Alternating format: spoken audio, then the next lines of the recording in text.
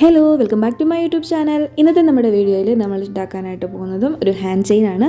അതിനുവേണ്ടി യൂസ് ചെയ്തിരിക്കുന്നത് 4mm white ബീഡ്സും 2mm സ്മോൾ ഓഫ് വൈറ്റ് ബീഡ്സാണ് യൂസ് ചെയ്തിരിക്കുന്നത്.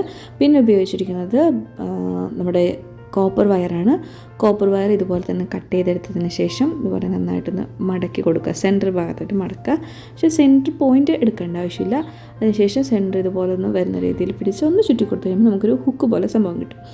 ഇനി നമുക്ക് വേണ്ടത് ഇപ്പുറത്തെ അറ്റം രണ്ടും കൂടെ ഒന്നിച്ച് വെച്ചിട്ട് ലെവലാക്കി ഒന്ന് കട്ട് ചെയ്തെടുക്കുക. ലെവലല്ല എങ്കിൽ അതിനുശേഷം ചെറിയ ബീഡ്സിൽ നിന്ന് ഒരെണ്ണം എടുത്തിട്ട് ഇതുപോലെ രണ്ട് അറ്റവും ഒരുപോലെ അതിനകത്ത് കയറ്റി കൊടുക്കുക.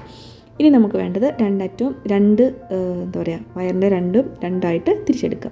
അതിനുശേഷം ഒരെണ്ണത്തിലേക്ക് നമ്മുടെ വൈറ്റ് ബീഡ്സും മറ്റേതിലേക്ക് ഓഫ് വൈറ്റ് ബീഡ്സും നമ്മൾ പുറത്തു കൊടുക്കുകയാണ് ചെയ്യുന്നത്.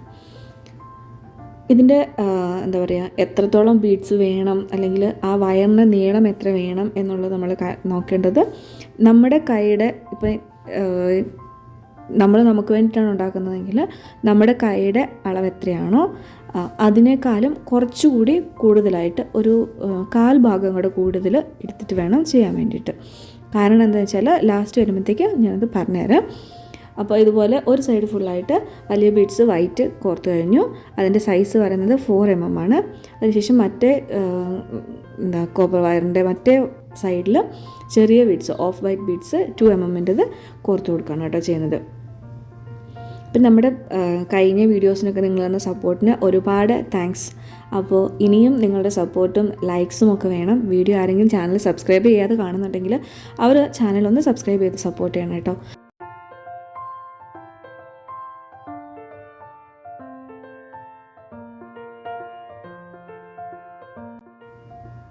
അങ്ങനെ ഇപ്പോൾ നമ്മൾ വയറിൻ്റെ രണ്ട് സൈഡിലും 2 സൈസ് ബീഡ്സ് കോർത്തെടുത്തിട്ടുണ്ട്. ഇനിയാണ് നമുക്ക് ചെയ്യേണ്ടത് ഇപ്പോൾ കണ്ടോ, ഇപ്പോൾ ഇതുപോലെ നമ്മൾ വെച്ച് നോക്കുക. നമ്മുടെ കയ്യിലേക്ക് വെച്ച് നോക്കുമ്പോഴേക്കും നമ്മുടെ കൈയുടെ അളവിനേക്കാളും കുറച്ചും കൂടെ കൂടുതലായിട്ട് വേണം. അത്രയാണ് നമ്മൾ ബീഡ്സ് കോർക്കേണ്ടത്.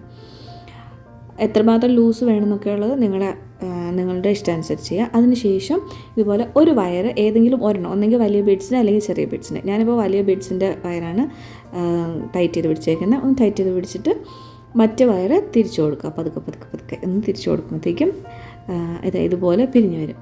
ഇനി 2 ഭാഗം കൂടെ ചേർത്ത് പിടിച്ചതിന് ശേഷം ഇതുപോലെ ഒന്ന് ട്വിസ്റ്റ് ചെയ്ത് കൊടുത്താൽ മതി. ആദ്യത്തെ 2 ചുറ്റി ഇച്ചിരി പാടായിരിക്കും, പക്ഷെ ബാക്കി ചെയ്യാൻ വേണ്ടി എളുപ്പമായിരിക്കും. ഇതുപോലെ ഫുള്ള് ചുറ്റിയതിന് ശേഷം ഇതുപോലെ നമ്മുടെ 2 വയറിൻ്റെ അറ്റം ഒന്നിച്ചെടുത്തിട്ട് അതിലേക്ക് നമ്മൾ ഫസ്റ്റ് ചെയ്തതുപോലെ തന്നെ ചെറിയ ബീഡ് ഒരെണ്ണം കോർത്ത് കൊടുക്കുക. അത് കോർത്ത് കഴിയുമ്പോഴത്തേക്ക് 2 വയറും കൂടെ അവിടെ ടൈറ്റ് ആയിട്ടുണ്ടാവും. ഇനി നമുക്കിതിന് ടൈ ചെയ്യാൻ വേണ്ടിയിട്ട് ആദ്യമേ ഫസ്റ്റ് മറ്റേ അറ്റത്ത് സ്റ്റാർട്ടിങ്ങിൽ നമ്മളൊരു ഹുക്ക് ഇട്ടിട്ടുണ്ട് നമ്മുടെ ഗിയർ വയർ വെച്ചിട്ട് തന്നെ. ഇനി നമ്മൾ ചെയ്യാൻ വേണ്ടി പോകുന്നത് ഇവിടെ നമ്മളൊരു ഹുക്ക് അറ്റാച്ച് ചെയ്ത് കൊടുക്കാൻ പോകണം. ഇതിപ്പോൾ ആ ഹുക്കും ഇതുപോലെ തന്നെ 2 വയറും അതിനുള്ളിലേക്ക് കയറ്റിയെടുത്തതിന് ശേഷം ജസ്റ്റ് ഒന്ന് ചുറ്റി കൊടുത്താൽ മതി. ഒരു 2-3 ചുറ്റി കഴിയുമ്പോഴത്തേക്കും നല്ല ടൈറ്റ് ആയിട്ടുണ്ടാവും. ബാക്കി നിൽക്കുന്ന ഭാഗങ്ങൾ നമുക്കൊരു കത്രിക ഉപയോഗിച്ചിട്ടൊന്ന് കട്ട് ചെയ്ത് കളയാം.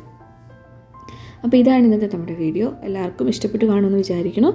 എല്ലാവരും ട്രൈ ചെയ്ത് നോക്കുക. ബിഗിനേഴ്സ് ആണെങ്കിൽ വളരെ സമയമെടുത്ത് സ്ലോയിൽ തന്നെ ട്രൈ ചെയ്യുക. അല്ലെങ്കിൽ കുറച്ച് ചിലപ്പോൾ നമ്മൾ ട്വിസ്റ്റ് ചെയ്യുന്നതും കുറച്ച് പാടായിരിക്കും. അപ്പം പതുക്കെ ചെയ്ത് നോക്കിയാൽ മതി.